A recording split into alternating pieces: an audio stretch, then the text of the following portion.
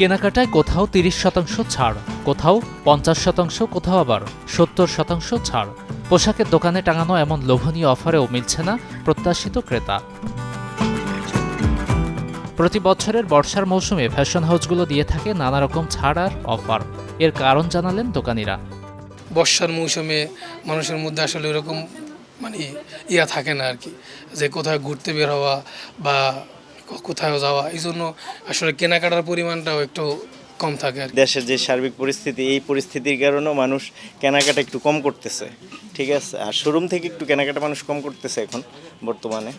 আর আমাদের যে সার্বিক পরিস্থিতি বর্তমান, আমাদের কারেন্ট বিল বেশি আসতেছে, স্টাফ খরচ সব মিলে আমরা খুব টাফ সময়ের মধ্যে দিয়ে যাচ্ছি আর কি।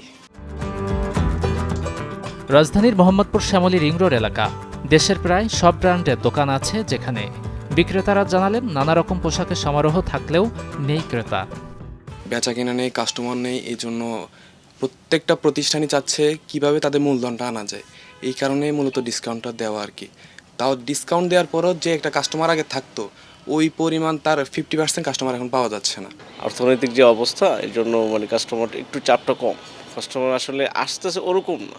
অনলাইন ভিত্তিকও আছে, যারা শপে ফিজিক্যাল আসতে পারছে না, তারা অনলাইন থেকে কেনাকাটা করতে পারছে, এবং ফিজিক্যাল আসলে তো পারছেই। এবং আমাদের ডিসকাউন্টে প্রতিনিয়ত ভালো ভালো কালেকশনও আসতেছে। ব্র্যান্ডগুলোর অভিযোগ, কেনাকাটায় ফুটপাতে ঝুঁকছেন ক্রেতারা, কারণ এতে নেই অতিরিক্ত অর্থ ব্যয়ের ঝুঁকি, নেই ভ্যাট ট্যাক্সের চাপ। দোকানিরা বললেন, ব্যবসার মূলধন ঠিক রাখতে আর কর্মচারীদের বেতন পরিশোধে নিয়মিত ডিসকাউন্ট রাখছেন তারা। বাড়তি চাপ হিসেবে আছে বিদ্যুৎ বিল। গাজী আনিস, চ্যানেল 24, ঢাকা।